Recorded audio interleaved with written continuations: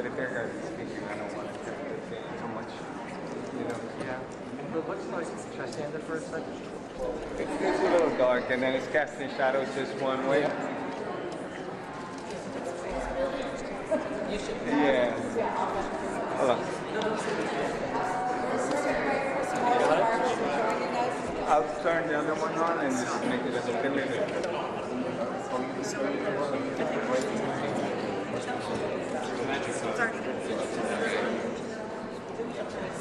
Look good? Yeah. That's good.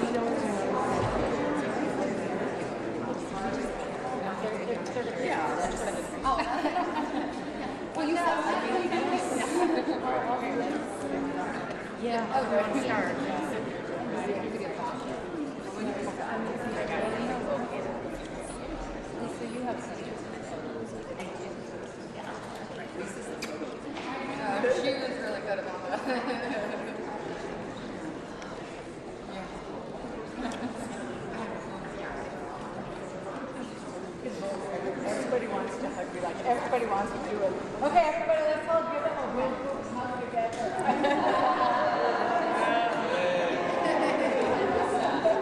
Get down, get down. It's like there's so many arms. Come over here.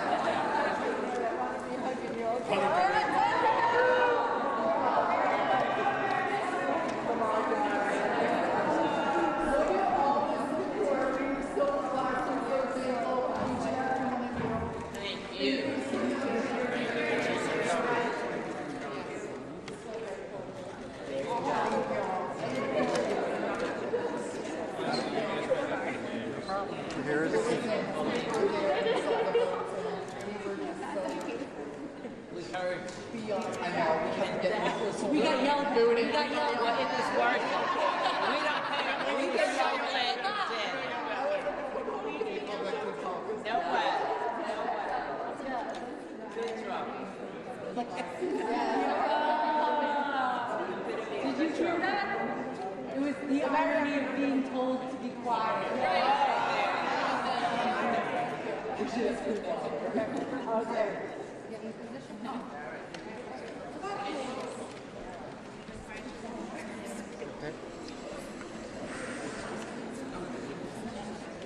Buenas noches. Good evening. Thank you, everybody, for coming here so that we could all give a collective group hug to the survivors and to thank them.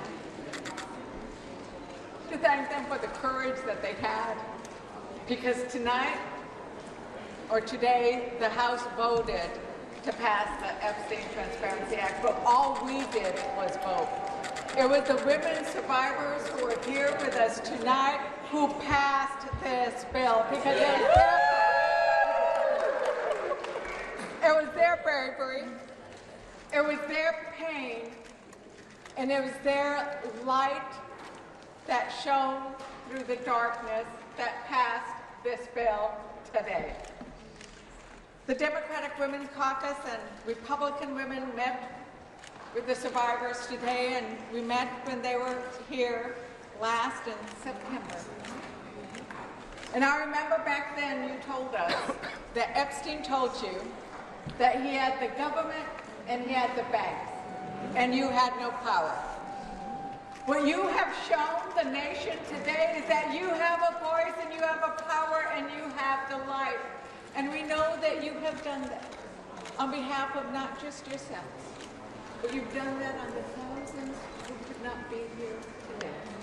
You've done that on behalf of the girls and the children and the boys and the missing women across this country.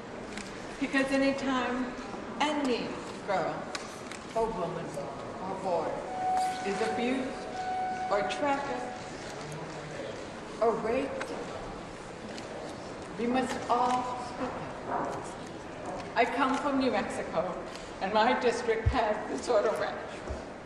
And I know there were atrocities that occurred there. But what you have done today, and what we will hopefully have done in the Senate, will begin changing the way in which we think about this crime, the way we think about the idea that the elite and the powerful believe that they can get away with it. Because you have shown that we will not let them get away with it. And so we know that you are standing here for so many. And I want to say that we are standing in solidarity with you, and that we wish we could all give you hugs every single day, because we know that the courage you have done, that the pain you experience, that every time you have to testify about it, every time you have to show up, every time you have to push back on that lie, it is reopening the trauma and the pain that each of you endure. And for that, we are grateful. And now I want to pass it over to Lauren Hirsch, the National Director of the World Without Exploitation.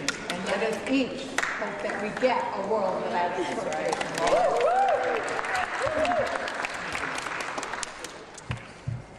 We are so immensely grateful to be here today with the Democratic Women's Caucus. Your leadership has just been extraordinary. You did what these women have asked people to do for the last 3+ decades, which was to listen to them, to stand with them, and to release their truth. And today it happened. So I'm just so immensely grateful to you. There are so many heroes in this room that we are all collectively blown away to be standing beside you. But truthfully, the true heroes are these women to my right and to my left. And this moment belongs to them. For decades, these survivors have fought tirelessly, relentlessly.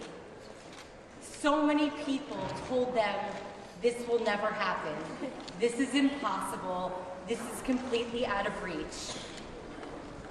Here's to their tireless fight. Because today, we are closer than ever. And it's almost sounding like we are really, really closer than ever if the Senate does their job tonight. So we urge them to do just that and to pass this legislation tonight. There's a Christmas coming up. Haley, you can go home and decorate your tree and start celebrating. We hope, if the Senate does their job. To me, the most extraordinary part of this fight has been watching these incredible women come together. They come from different backgrounds, they come from different states, they're not a monolith, they have had different experiences, they even have different political beliefs, but they came together with one laser-focused goal, and that was to release all the files. They love the bill you signed today. There should be no changes to it. They are very confident that the bill that was signed today protects them adequately. We want redactions, but we want redactions for the victims, and that's what's in the bill. It is high time to hold accountable the powerful. They've run the show for far too long. Now it's about these women. So let's get this done. Yes.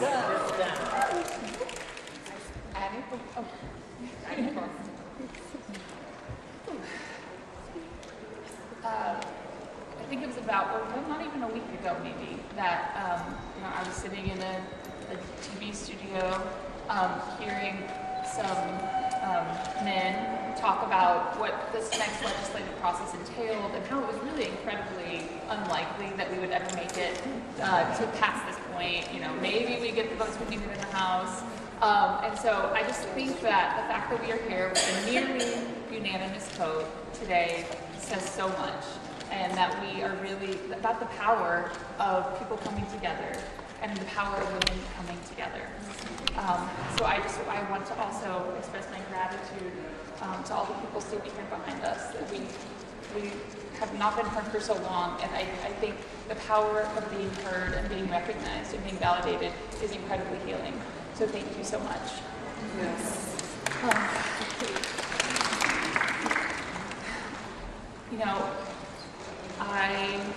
There are so many people that are with me in my heart today, and I've spoken quite a bit today about my sister Maria Farmer, who was a whistleblower who bravely spoke out in 1996 against Epstein, and I had the chance to speak with her right before coming here today about what I had seen transpire, and she is at home because of health problems that I believe were very directly related to the stress that all this caused. But she was full of joy hearing about what's happened and hearing that we are so close to being where we need to be to finally bring the light into the darkness of this case. But I, of course, am also thinking about others in this case, and we know that the harms that are caused by these types of traumas have long-lasting results, right? And there are people that are no longer with us, in part due to the trauma that they suffered because of this case. One of those women I've been thinking of today is Carolyn Adriano, who spoke out so bravely in the Maxwell trial, which I know as a witness in that case was an extremely stressful experience. And after that, she lost her life to, I think, issues related to just the stress of all the trauma that she had been through in her life. And I think that's what people sometimes don't understand about the lasting effects of these types of crimes. I've had the opportunity, the great privilege of my life as a psychologist, to work with people who have been victims of these types of crimes in all different settings. One of the most transformative experiences of my life was working with Native Alaskan women in rural Alaska, Yupik women, where there are very high rates of child sexual abuse and exploitation. And what I saw from them in terms of the courage and resilience of moving forward really inspired me.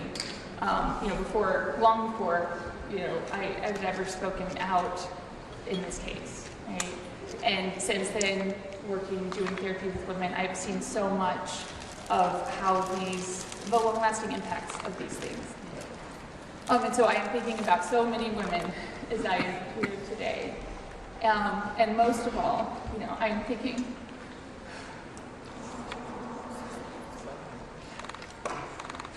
about Virginia Roberts Giuffre. We would not be here without her. There is no doubt in my mind about that. And I very much, I think, like many people, there were fights going on. There were definitely women that had, worked so hard for so long for justice, but I had, given up on the idea that anything would happen in this case. After the Sweetheart deal, I felt like everyone knew about Epstein. We would see things in tabloids about Epstein. This was not a secret, right? And when I first saw the photo of Virginia and Prince Andrew, I was at my job. I remember so clearly the moment that it popped up on my computer screen, and I just kind of was taken aback. And I just immediately knew the truth behind that photo, And I felt the bravery of this woman who was taking on the world with this story and was being met with such contempt and disrespect.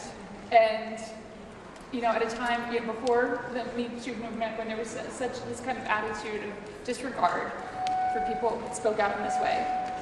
And it was a short time later that I was contacted by an attorney and told about her defamation suit. And spoke with my sister, and we agreed that we would be witnesses in that case. When we had no desire, we thought this was behind us, but we thought if this woman is brave enough to take on Maxwell and to bring this into the light, we have to stand with her. And then, you know, I had the opportunity to meet Virginia in 2019, and seeing her in this swarm, you know, this insane group of reporters, everyone mobbing, you know, and she just had this poise and this strength that I felt like it was incredible to see. It was incredible to be witness to. She immediately rallied all of us together and had this vision for what could happen, what people could learn from this, what she wanted to do with this platform, and push that forward in such a brave way. And I think the fact that her memoir has just been released as a bestseller, and we are here today, is not a coincidence. She is changing hearts and changing minds, you know, all over this country and all over the world. And so I just want to, you know, take a moment. I feel like she's here with us. I feel like she can see this. So thank you, Virginia, for all of that you've done for all of us.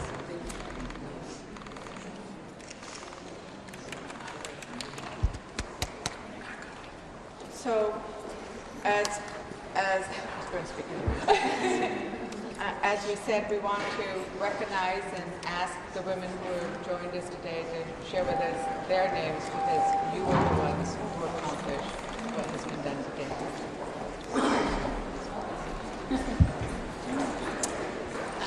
Hello, and my name is Teresa J. Helm.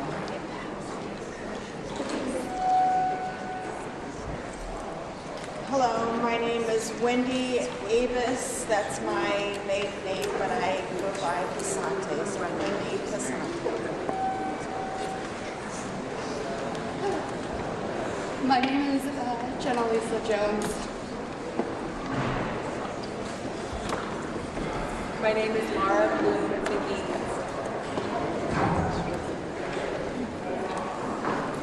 My name is Danny Bensky. My name is Liz Stein. For the survivors at home, I'm Lisa Phillips.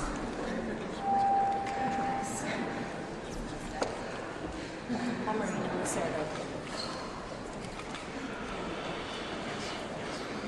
My name is Rena O, and I brought these flowers for someone who couldn't be here with us. Her name is Carolyn Indiano, and she passed away in 2020.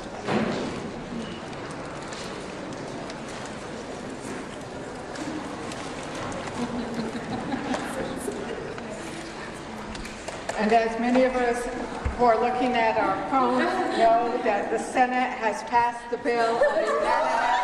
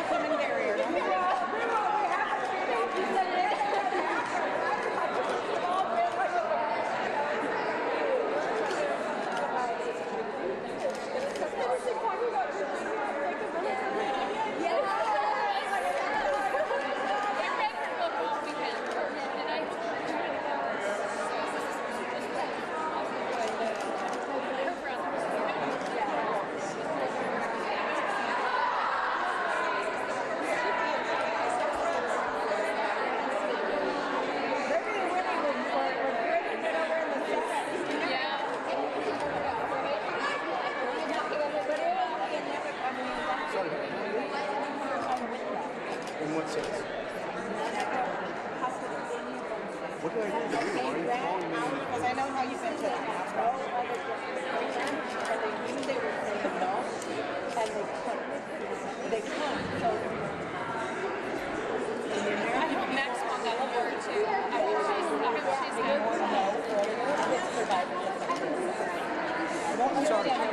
It's a couple of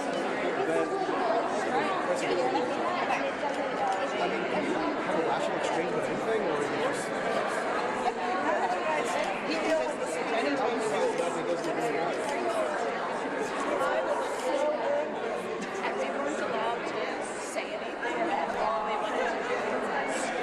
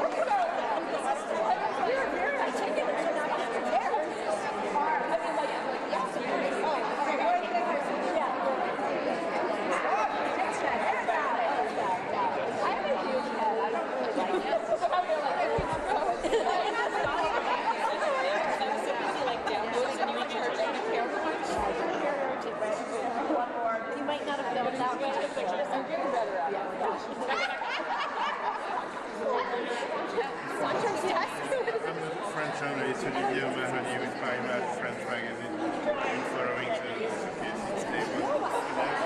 Sure.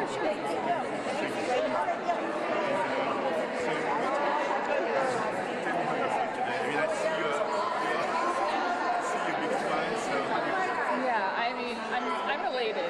Honestly, this surpassed. I think we had high expectations, coming into DC, but this is even beyond our expectations. And I honestly believe that getting this news while we were here, while I was thinking about Virginia, there cannot